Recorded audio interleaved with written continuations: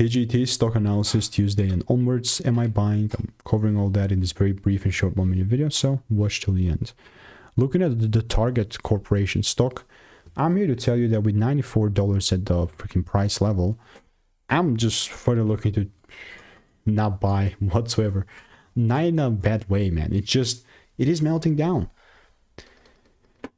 When I look at TGT, now guess what, like before I continue, I'm the only guy in the space with 40,000 videos made, so I have seen what's making me money and what's not, specifically with TGT. If I don't see this sort of shift above 106, 107 specifically, then I'm not gonna be here buying. I know people like to overcomplicate stuff, but man, it really doesn't have to be complicated.